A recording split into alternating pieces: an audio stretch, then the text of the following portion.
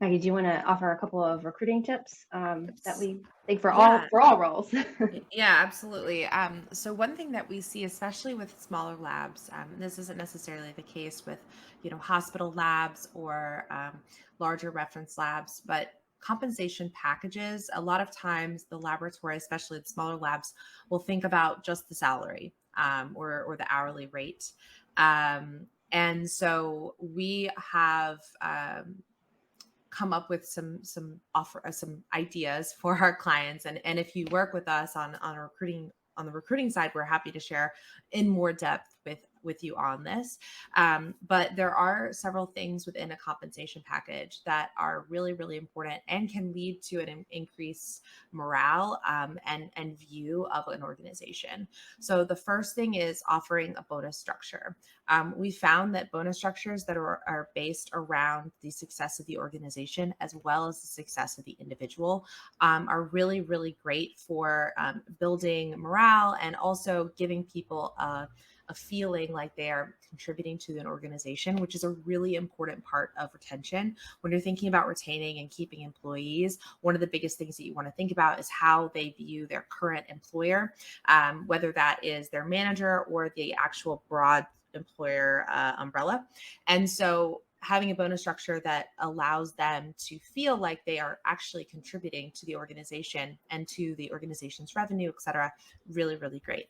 And the other is offering a 401k. This is another really great option. You can also do a Roth or an IRA. There are a lot of different type of retirement benefit options that you can offer to your organization or to your employees. It doesn't have to be a straight 401k, but offering a match is a really great way to kind of give back to your organization or give back to your employees as well. Offering relocation if they are not already local. I can't tell you the number of times we get on a call with a client or a potential client and they say, we always ask, do you offer relocation bonus? And they say, oh no, we haven't thought of that.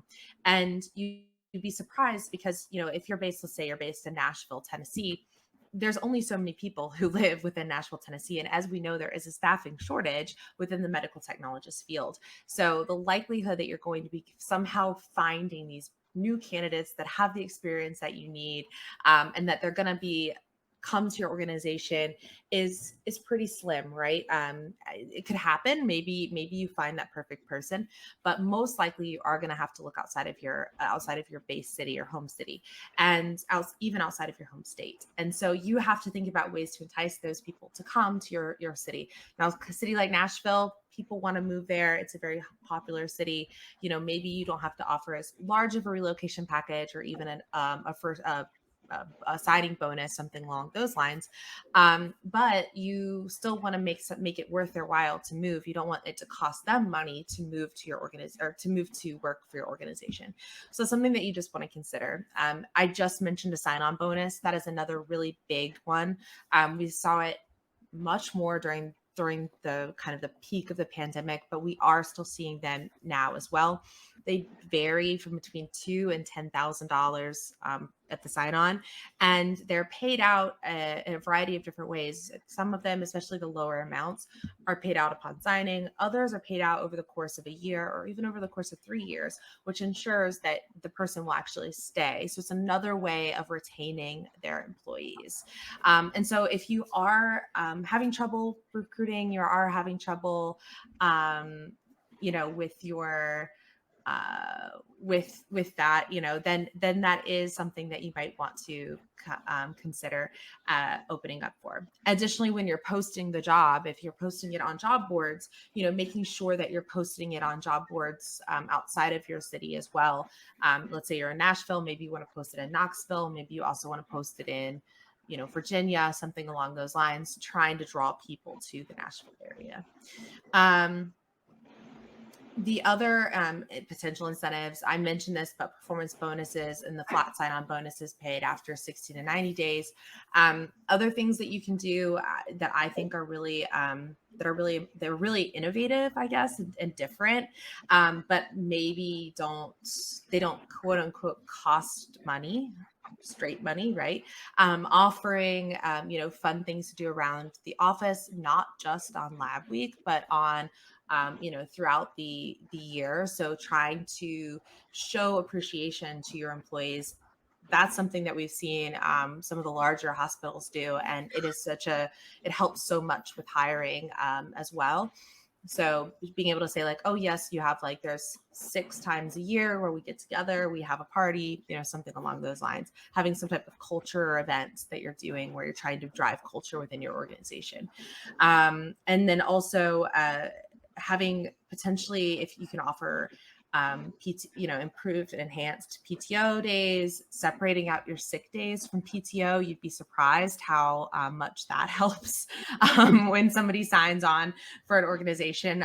Being able to take a sick day versus a vacation day when they are actually sick, that just feels good, right? It feels better, even if it's the same number of days. At the end of the day, it just feels better to be able to take a sick day than a vacation, than to use one of your vacation days on that time you got the flu or COVID. And so, we see those as well. So those are the major things that you can really think about when you're talking about compensation package. And it's important that you review that with your HR team. Don't just think about, oh, I want to pay my team, I want to bring on a technologist, I want to pay them $35 an hour, let's just say. Think about, I want to bring on a technologist, I want to pay them $35 an hour. This is going to be the performance bonus that I have. They're going to have this sign-on bonus potentially, or if they negotiate, there's room for the sign-on bonus in there. Relocation if necessary. We're going to give them a 401k. We're going to give them PTO and sick days. So you want to have all of that built out before you start looking for your employees. That's really, really important. Yeah, and I think we're talking about all of this in terms of recruiting someone, but to Maggie's point, this is how you also retain those high-level employees. Yes. You show this investment in them and their person and their career trajectory and their growth from the start, and that's how they become invested in you and your company and your larger goals as well. So these are recruiting tips as well as retention tips. And we've actually found that when you do these things, when you invest in someone, they invest back in you, their outputs improve. And so suddenly they're more efficient. They're doing more work for you. And so it's little things that you can do. Like even if you just set up every 2 months, you had some type of culture event with your office, with your team, you'd be surprised how much more output you could get from your employees by just showing them how that you appreciate them. It doesn't cost you a lot, but it shows them that you care. And they're looking for that community, and that helps to check that box. And like Maggie said, invest in them and they'll invest in you. So it just will reward you tenfold, I think. Here's some more recruiting tips. And these are kind of pitfalls to avoid. Honestly, our biggest tip is just give feedback. Give too much feedback. Doesn't matter who you're working with, whether that is a recruiter or an HR manager, but give them all the feedback. Tell them the minute details of why you're passing on a particular candidate. Explain why another candidate seems like a great option to explore and the differences. What may seem like trivial information to you can actually be the thing upon which successfully hiring someone hinges when you're working with a recruiter or even your own internal HR manager.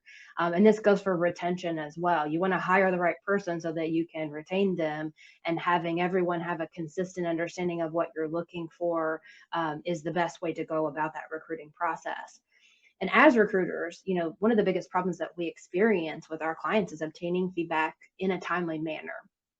This occurs throughout the recruiting cycle, but it's especially detrimental to the process during 2 specific times. Those being when the candidate is first submitted for your consideration, so when they apply essentially for the job, and then the second time being after an interview has occurred, whether that's phone, virtual, in person, or otherwise. And here's why. Candidates who are on the market for new jobs, they don't remain available for very long. So if a recruiter or your HR manager presents you with a qualified candidate to consider, that candidate is in most cases likely considering other opportunities concurrently.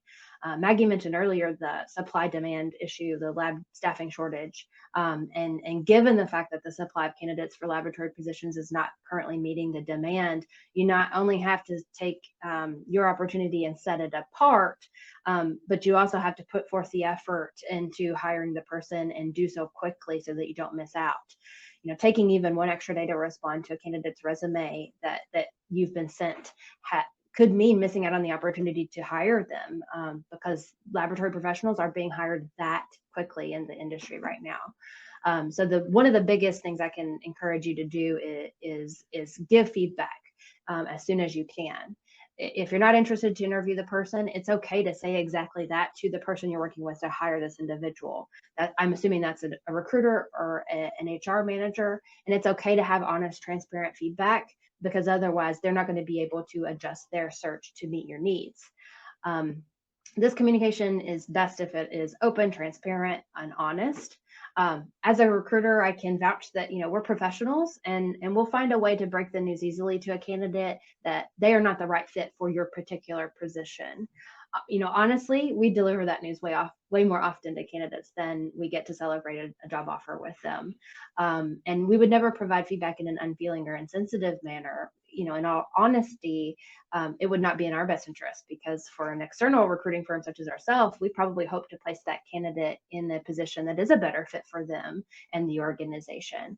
But really providing the direct feedback to the person you're working with to hire this, or to your hiring committee, is pivotal to the success in hiring the right person, and then taking those efforts and that input and turning it into retention strategies will help you keep them for the long term as well.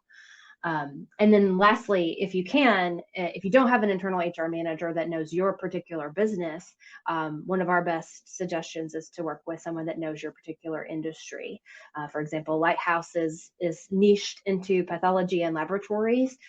We have our finger on the pulse of what's going on in the lab industry. We understand the requirements for the various roles that are mandated for different kinds of testing and things like that. And those are not things that you can quickly learn overnight. So if you are working with someone who is specialized in what you're trying to accomplish, the end result is likely to be more positive.